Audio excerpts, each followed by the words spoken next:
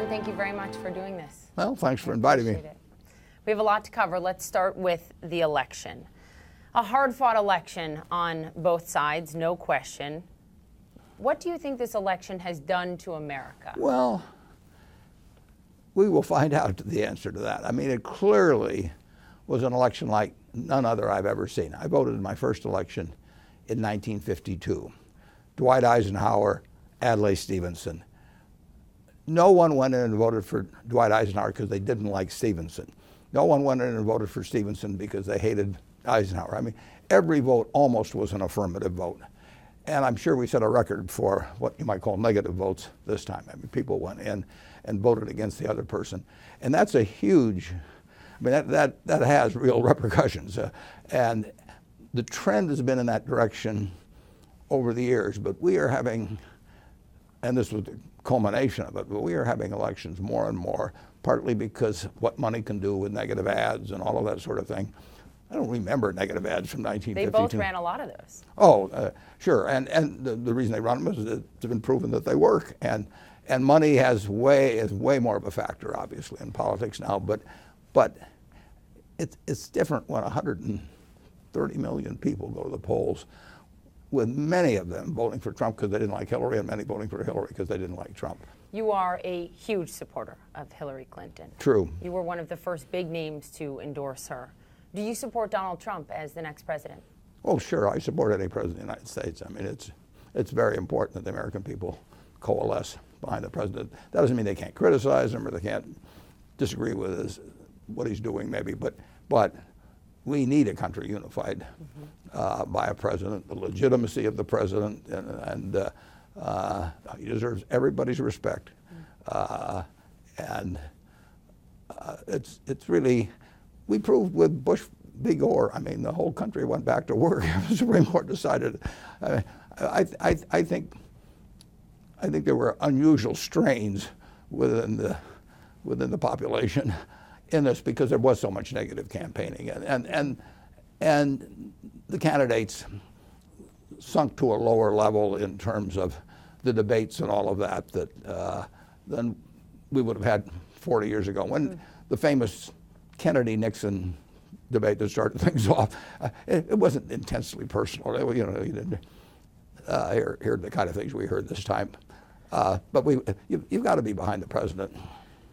As a huge supporter of Hillary Clinton, what was your hope that she could do for this country? Well, why did you want to see her as the 45th president so much? The two most important things in my mind, by far the most important thing, is what person is likely as president to minimize the chances of weapons of mass destruction being used. I mean, America has a wonderful future. The world has a wonderful future.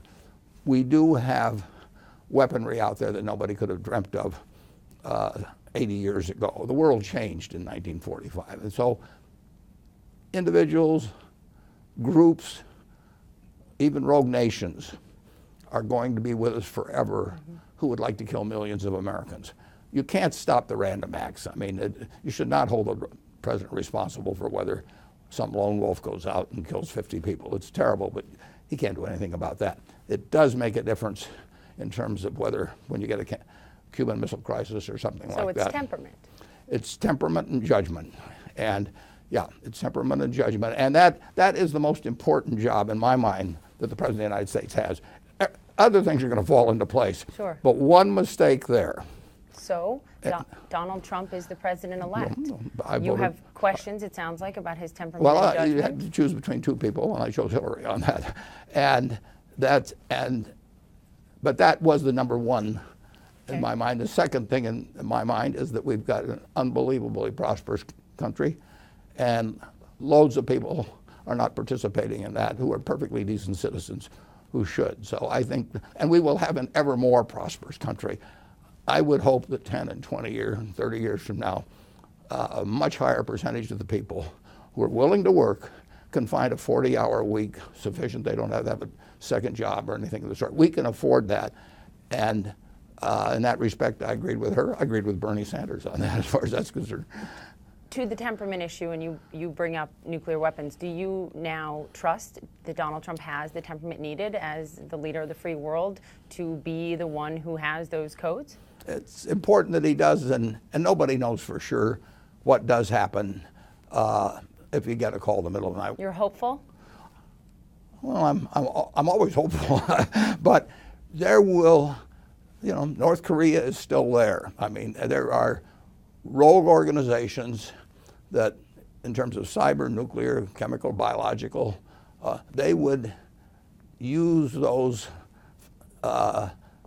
weapons on a huge scale if they could get materials, deliverability, and all of that. And you need a president who feels that's his number one job. You've called this election one of the greatest protest votes of all time. Donald Trump tweeted after he won, "The forgotten man and woman will never be forgotten again." He had a message and a movement, a wave that resonated with much of this country, much of where we're sitting in Nebraska. And I wonder why you think he was able to speak so effectively to men and women who feel left behind by this economy, that the growth we've seen is not inclusive enough for them, and what America can learn from this. Well, they had a choice of two candidates, and I think it's indicated, the vote indicates that much of the American public didn't like either candidate very well. I mean, they could easily feel that they'd seen Hillary for a long time, and very hard to change your mind about somebody or get new hope about somebody that you've already formed perhaps a negative opinion on. And but in the end, who knows why they thought of that. We're gonna do a lot of studies on that, but we don't know the answer to that yet. It's interesting when you do look at the exit polling and take it for what it's worth, because the polling models on the front end of this were off. But Hillary Clinton won lower income Americans, $50,000 incomes and below, and Donald Trump won, middle class and wealthier Americans. What is the Trump movement then? If it's not necessarily about income inequality, what is it? Well, Trump won the 50,000 under white, and particularly white male vote, big time. So that 50,000 under has a disproportionate number of minorities that went for Hillary. So you have to segment that further. But people felt, well, I'll give you a figure. I mean, the Forbes 400 had $93 billion in 1982, and they got $2.4 trillion now, and that's 25 times as much. If you've been working 40 hours a week, maybe holding a second job, and you work with the Little League, and you've been a good parent, and you're really struggling, you think, what's wrong with this picture? And you want to change the picture, and apparently more went into the voting booth and decided that Trump was the answer. But it's interesting, you mentioned the exit polls. I had exit polls from one of the best news organizations around at 7 p.m. Eastern on election night, state by state, and they were off by 6 or 7 points. I heard, traveling across this country, not much, but I did hear from some that they didn't believe that America was ready to elect a woman. Do you believe that Hillary Clinton lost in part because she is a woman? Sure, she lost some votes because of that. She probably got some votes because of that. I don't know the balance of the two. There's no question that there would be a lot of votes against her because she was a woman. Not like it would have been 30 or 40 years ago, but there would still be a lot of votes. There would be a lot of votes for her because she was a woman, and how the balance came out, I don't know. And people wouldn't necessarily give you an honest answer on that if you were polling them. You are the eternal optimist. I mean, you're the one who wrote the opinion piece in the middle of the Great Recession saying bet on America. Absolutely. Do you feel optimistic about America right now? 100%. A divided America? 100%. Why? It is this is a fantastic country. In my lifetime, I was born in 1930. The real GDP per person has gone up 6 for 1. Here we were, just about the most advanced country in the world when I was born, and one person's lifetime, 6 for 1. There's never been anything like it. We have $57,000 of GDP per capita. Family of 4, $228,000. They don't get it, but this system will produce more and more stuff, and better stuff and services. The system works regardless of who the market president system is. works. All right, But it doesn't work for everybody. It doesn't. Clearly. It works in aggregate. Let's talk about the markets long term. The market reaction to all of this, to President-elect Trump. What do you expect it to be long term, given the policy proposals that he's laid out, if he carries through with them? Are you talking about the stock market? I'm talking about the stock market. Yeah, stock market will be and higher 10, 20, 30 years from now.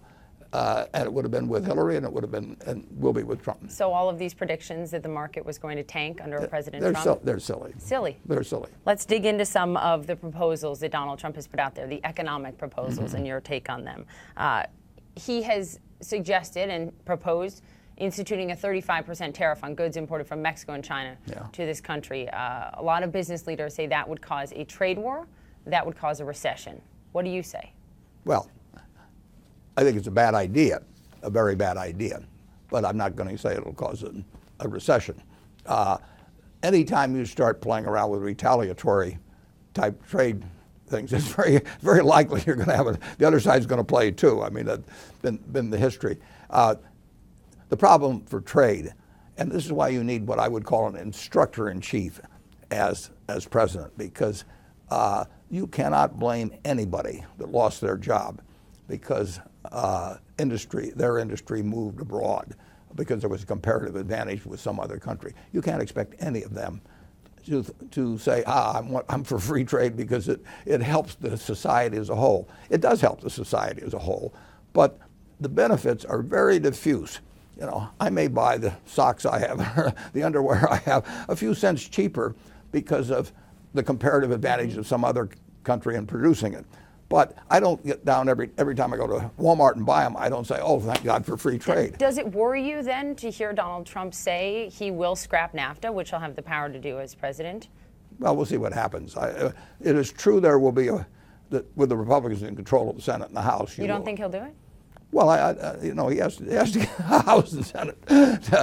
He has to get support on it. There will be a lot of, and this is not true. This is not exclusive to Donald Trump. There are a lot of things said in campaigns that don't happen after the election.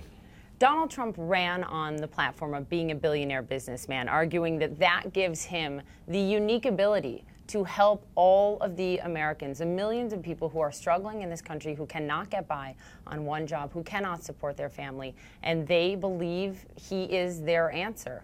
Do you think that Donald Trump is a good businessman? Because you certainly went after him on his business record during the campaign. Yeah, well, he had some major failures, and he was very good at licensing, and he was very good at things that involved promotion of his name. Actual operation of the businesses in the 1980s and 1990s, it left him essentially bankrupting, multiple companies. But I would say he understands business, but his record has been better at licensing than operations. Putting out his own capital. Yeah. His publicly traded Trump Casino Empire business, no major U.S. company filed for Chapter 11 bankruptcy more. Are you concerned about his ability to operate big businesses? Well, he isn't going to be operating a business. I don't have to worry about him running a business at all. He's the one that has to, that doesn't really, in my judgment, determine whether somebody makes a great president. Harry Truman went broke in a haberdashery store, near Kansas City or in Kansas City. I mean, he wasn't much of a businessman. He turned out to be a terrific president. Looking at some of the proposals that Donald Trump has put out there, because you said earlier, you said that this country will be fine even if we elect, quote, the wrong president. This was months ago. So he says cut taxes for the wealthy, scrap trade deals like NAFTA, deport millions of immigrants, build a wall between the United States and Mexico. And in doing so, he believes that he can deliver 4% growth a year, at least, and create 25 million jobs over 10 years. Yeah, you know business like no other. Are those things possible with these proposals? Well, I don't think anybody can grow our economy in real terms at 4% a year over time. I mean, there may be a given year when that happens, but the math of it is just too extraordinary. If you simply grow our economy 2% a year, which we've been doing, you will have $19,000 more of real GDP per capita in one generation. I mean, we are the result of compound interest on growth, but it isn't 4%. That 4% is not. There'll be given years like that, but it's not realistic. So those numbers aren't realistic? Well, no, but people promise things in campaigns that aren't realistic. The thing is, though, so many Americans depend on this. I mean, well, they don't have to depend on 4% growth. They have to depend on better distribution of 2% growth. But those are the numbers he's betting on. Well, you don't know. Neutral, I mean, during a camp, I wouldn't. You aren't. Let's see. It was what Mario Cuomo said. You campaign in poetry and you govern in prose. There is a great likelihood that Donald Trump will have to deal with a recession on his hands. This has been a long bull market run. Whoever the next president was will likely have to deal with a recession of some magnitude. You often picked up the telephone when President Obama called you for your advice. If a President Trump calls you to come to the White House to help him, to advise him on economic policy, would you do that? I would do that with any president. I've never called a president in my life. So I don't initiate them, but if any president asks me for help in any way, I mean that's part of being a citizen. Does President Donald Trump and the proposals he's laid out change any way that you do business or what you invest in? That's really interesting you asked that, because we were buying and selling certain stocks a week ago, and I thought Hillary would be like we're buying and selling the same stocks today, and really? we did it on Wednesday. Yeah, we did it on Wednesday the day after, and we're buying them in the same quantities. We're selling them in the same quantity. We haven't changed anything. You have been paying taxes since you were 7 years old? No. Since I was 13. Since you were paid I was a late starter. When you were 13. I've got every return too.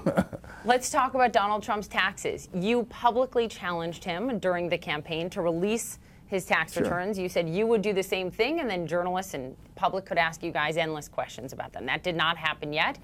I don't know if we will ever see Donald Trump's tax returns. I don't think you will. You don't think we will? No. You've said you will learn a whole lot more about Donald Trump if he produces his income tax returns. What do you think the American people would learn? Well, you'd learn a lot of details about, what his income was, what his charities were, how much they were, what deductions he took, whether he had tax shelters or not, what kind of securities he bought and sold. You'd learn a lot. You'd learn a lot about me. Looking at my returns, it wouldn't be that interesting, but you would learn. What do you make of the fact that he so far refuses to release them? He doesn't want to. Why? Well, because he thought it would hurt him in the election. Does it bother you? Well, it's something, I think they should do just like medical records candidates, but you've got to expect that, Hillary didn't want to release, the transcripts of the talks. Should she have? Well, it's the very, Wall Street speeches? Yeah, well, obviously, I've never run a political campaign, but obviously in a political campaign, you decide what hurts you and what helps you. And believe me, that's the calculation, and you've got to expect candidates to behave in that way. You don't advance to the point where you're running for president of the United States without learning something about political campaigns and having people around you that give you all kinds of advice. And that was obviously either their own determinations with both candidates or the urgings of those around them. And have you spoken with Hillary Clinton since she conceded? No. President Obama has 70 days or so left in office. Grade President Obama for us. You know him well. How has he done? Oh, I think he's done very well. He came in, in January of 2009, and there were questions. The stock market hit bottom in March of 2009. The economy hit bottom in the third quarter. But he inherited a terrible, terrible, terrible hand. It was close to what Roosevelt inherited, and he had to do things fast, and he had to get a Congress to go along with it, and he had to educate the American people, and people were shell-shocked at that time.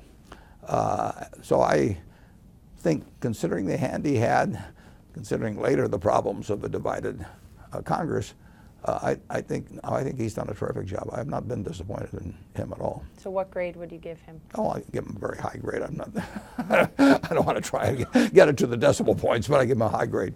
Before we move on, what do you think his legacy will be? What will we be talking about 20 years from now? Well, we're certainly going to talk about the fact that he was the first African-American president. That's very historic in itself. But I think we will talk about a president that we where our economic machine came off the tracks like it hadn't since the 1930s, who put it back on the tracks and got it going very well. And I think that's huge. Now, I think there are other people who deserve a lot of credit in that respect, but he's the leader. You've lived through a lot. You've seen a lot of elections. This is a divided nation as we sit here today. Is this a nation that will come together and heal? Absolutely, absolutely. I grew up in a household when I was 8 or 9 years old. You know, my sisters and I did not get dessert until we said something bad about Roosevelt. And so I heard my dad and his friends say, you know, there'd never be an election after the third term, that that the system was falling apart. Throughout my life, the people who will come up on the short end of an election say it's the end of the world, you know, and all of that. America's stronger than that.